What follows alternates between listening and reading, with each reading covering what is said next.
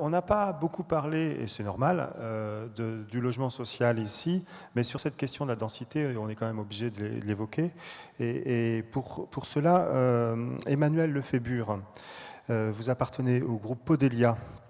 Alors, je ne sais pas si beaucoup de personnes connaissent le groupe Podelia, pour cause, c'est nouveau. Oui. Je vous laisse le présenter peut-être brièvement. Oui, donc le groupe Podelia, c'est une structure qui a été créée par 5 sociétés HLM sur le Maine-et-Loire, qui comprennent aujourd'hui le Val-de-Loire, le Thouars-Angevin et sa filiale, la coopérative des Trois-Roches, et la coopérative les Castors Angevin avec sa filiale Anjou Castor. Voilà, on est 5 bailleurs sociaux qui sont regroupés au sein d'une structure que l'on dénomme aujourd'hui Podelia. Donc la structure existe depuis 2010, sinon un rapprochement du Val-de-Loire et des Castors, et depuis le 1er février 2012, le Thouars-Angevin a intégré la structure. Voilà. Ce qui fait de vous le deuxième opérateur de la région. Oui, ça, on devient un gros opérateur, mais l'enjeu n'était pas forcément de devenir le gros opérateur. Il y a des synergies à développer entre les 3 structures. Les Castors, c'est principalement une activité accession. Le Val-de-Loire et le Thouars-Angevin, principalement sur du locatif social, avec du développement sur la Vendée. Enfin voilà, il y avait des synergies à trouver entre ces 3 structures. Puis on a un actionnaire majoritaire et identique aux 3 structures, donc il y avait un véritable intérêt à se regrouper. Alors nous, ce qui nous intéresse, c'était justement votre vision de la maison individuelle en tant qu'opérateur, en tant que bailleurs sociaux. Oui, alors moi ce que je voulais dire, c'est qu'on parle de densité, mais il ne faut pas oublier le client. On peut densifier et avoir une imagination débridée sur la densification, ce que je conçois complètement. Maintenant, si on n'a pas le client en face, ça restera des champs. Aujourd'hui, on le sent très bien, nous dans le Maine-et-Loire, on a pas mal de programmes en accession à la propriété ou même en locatif social. Aujourd'hui, on commence à avoir des difficultés à louer du fait des tarifs qui augmentent, de la construction qui augmente. Donc on se retrouve avec des loyers élevés, une population qui a des revenus qui diminuent. Et quand on dépasse sur une maison individuelle un produit de 150 000 €, on sait qu'on ne vendra pas aujourd'hui. Imaginez des nouvelles formes urbaines, il faut qu'elles soient partagées. Enfin, ce que disait M. Ballarini, il faut que le client partage ce concept. Il faut que ça soit harmonieux. Moi, j'ai des exemples en tête d'urbanisation où sont des maisons, mais ça ressemble plutôt à du collectif horizontal et des cages à lapins. Les gens rentrent dedans parce que c'est pas cher, parce que ça a l'air convivial, mais je pense que d'ici 10 ou 15 ans, on va se retrouver avec des gros problèmes de sociologie parce qu'on est les uns sur les autres. Et c'est pas du tout imaginé et pensé et réfléchi pour comme de l'habitat collectif. Donc voilà. Donc la maison individuelle aujourd'hui, pour nous, c'est comme les chiffres qui sont annoncés. C'est la majorité, que ce soit les locataires ou les accédants à la propriété, demandent prioritairement de la maison individuelle. Si notre aménageur préféré nous donnait que de la maison individuelle, on ne dirait pas non, quoi. C'est évident. C'est évident. Maintenant, quand on est sur Angers, la première couronne, y a de la densification, il y a des formes urbaines à retrouver. Ce qu'on disait en aparté, c'est que l'intermédiaire, sûrement à terme, sera amené à disparaître du fait de la réglementation, du durcissement Alors j'en profite, je ne sais pas si EDF est dans les parages, mais dans le Maine-et-Loire, on a de gros soucis avec eux pour se raccorder, puisque sur de l'intermédiaire, on nous oblige d'enfermer les gaines dans des surfaces, dans des pièces, donc on perd de la surface, ça nous coûte encore plus cher. Enfin, voilà, le texte, l'adage qui dit que plus on construit en hauteur, plus c'est cher, se vérifie tous les jours aujourd'hui. Donc nous, la maison individuelle, on y est, on est pour, on est vraiment fondamentalement pour. Maintenant, on ne peut pas sur Angers vendre de la maison individuelle comme ça, c'est pas possible. Donc il faut trouver des formes urbaines, harmoniser le collectif, un peu de maison, de l'intermédiaire ou de trouver d'autres formes d'intermédiaire que celles qu'on fait aujourd'hui. Voilà. Merci. Le logement social, on le sait, vous subissez peut-être, en tout cas, il y a toujours... le logement social est confronté à des problèmes de financement en permanence, encore plus maintenant. Ça m'amène à laisser la parole à Guy Leray, parce que vous êtes responsable du logement social prévention, collectivité au crédit mutuel. Comment évolue ces financements, le financement des collectivités? On sait le rôle important des banques, hein, qui était pas mal critiqué même ces derniers temps. Comment ça se passe? Alors c'est vrai que le financement des collectivités locales, c'est un sujet délicat. Ça a été et c'est largement médiatisé. On parle, vous avez sans doute lu, écouté, lu des articles dans tous les journaux, spécialisés ou pas d'ailleurs, sur les difficultés financières des collectivités locales. Et on attribue souvent la responsabilité de ces difficultés financières au monde bancaire. Alors qu'en est-il? En fait, avant d'essayer de répondre à la problématique, il me semble important de distinguer deux types de responsabilités et de difficultés. Il y a d'abord les premières difficultés qui tiennent à une forme de désengagement de l'État. Et puis, il y a effectivement des difficultés qui tiennent à la distribution des financements par les banques. Sur le premier point, il faut savoir, enfin vous savez, qu'en 2012 et en 2013, la dotation générale des pouvoirs publics aux collectivités locales va baisser, puisqu'elle n'est plus indexée sur le coût de l'inflation.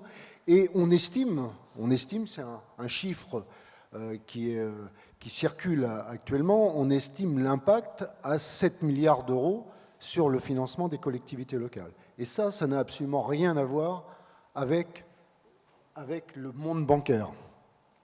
Alors en ce qui concerne la distribution des financements par le monde bancaire, avant d'aborder la problématique, je voudrais, si vous le permettez, rappeler quelques chiffres. L'encours des prêts aux collectivités locales, toutes banques confondues, au 31/12/2011, c'était environ 190 milliards. Là-dedans, on inclut les CCI, les collectivités locales proprement dites, mais également les CCI, les ports autonomes et surtout les hôpitaux. Si on retient que les collectivités proprement dites, la dette est d'environ, l'encours des prêts est d'environ 155 milliards. Alors pourquoi y aurait-il un problème de distribution de financement aux collectivités locales? Le principal intervenant sur ce marché, c'est Dexia. Or, vous le savez, Dexia n'existe plus.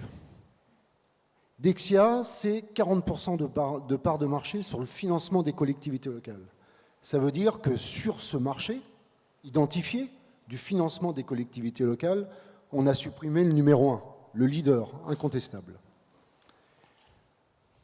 Et aucun autre intervenant bancaire, que ce soit le groupe que je représente, le Crédit Mutuel CIC ou un autre, ne peut et donc ne veut remplacer totalement Dexia. Pourquoi? Eh bien, là, je reviens sur ce qu'a dit ma consoeur du Crédit Foncier ce matin. Elle vous a parlé de BAL 3. C'est tout à fait valable pour les financements qui sont faits aux collectivités locales. Et donc, il y a une exigence de fonds propres qui est faite aux banques en face de tous les crédits, et entre autres, des crédits qui sont faits aux collectivités locales et qui font qu'aucun établissement bancaire ne peut remplacer Dexia. En plus, il y a un certain nombre de collectivités, heureusement pas toutes, heureusement pas la majorité, mais qui ont un certain nombre d'emprunts toxiques dans leur compte. Et là aussi, ces emprunts toxiques, avec une hausse brutale et importante des taux, a fait que leur capacité d'endettement a été nettement endommagée. Enfin, pour couronner le tout, la banque publique qu'on nous annonce et qui va être mise en place des collectivités locales, qui va être le résultat d'une association entre la Caisse des dépôts et la Banque postale, ne sera efficiente qu'au début du deuxième semestre 2012. Et de toute façon, les futurs dirigeants, qu'on ne connaît pas encore, mais les futurs dirigeants, ou ceux qui pourraient l'être, ont estimé qu'il n'était pas question de remplacer complètement la production de Dexia. On estime, pour un besoin annuel d'environ 17-18 milliards, pour toutes les, je parle toujours au niveau global, vous l'avez compris, au niveau national, pour les collectivités locales, on estime qu'il va manquer en 2012 9-10 milliards. Alors vous me direz, devant ce tableau peu réjouissant, quelles peuvent être les solutions? D'abord, les pouvoirs publics se sont engagés à mettre en place une enveloppe de 5 milliards qui va être adossée sur les fonds qui sont collectés par toutes les banques sur les livrets réglementés, livret A, livret bleu, LDD, LEP, et qui sont centralisés à la Caisse des dépôts. Donc une enveloppe de 5 milliards pour financer les investissements des collectivités locales. Première réponse. Mais il manque toujours 5 milliards. Alors pour le reste, place à l'imagination, ça a été dit quelques fois ce matin, et sur le financement des collectivités locales, ça peut être aussi le cas. Le groupe que je représente ici, et d'autres, proposons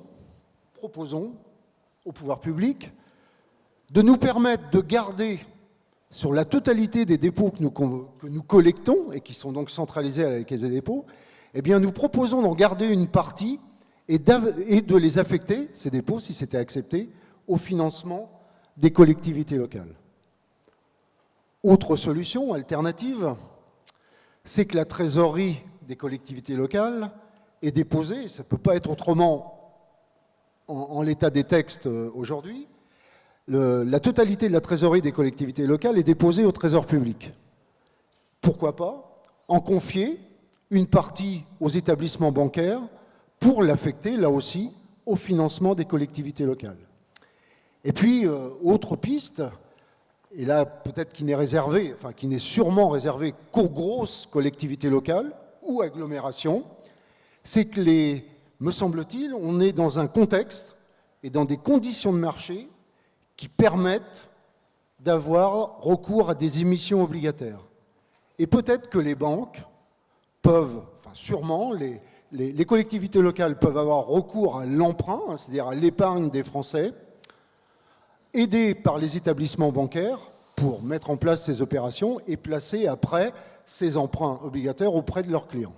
Voilà un peu la problématique et quelques pistes, même si encore une fois c'est un sujet fort délicat et fort politique. Oui, j'imagine. Monsieur Retière, ces pistes, qu'est-ce que ça vous inspire? Ça vous satisfait?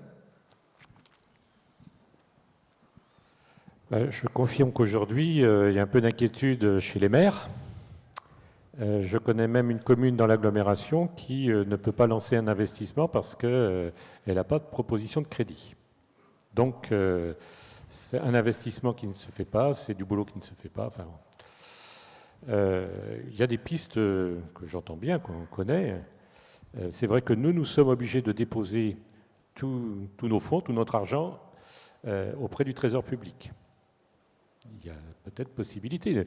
Les banques nous disent très honnêtement, on ne va pas vous prêter, vous ne déposez pas vos fonds chez nous. Bon, si on peut changer ça, pourquoi pas.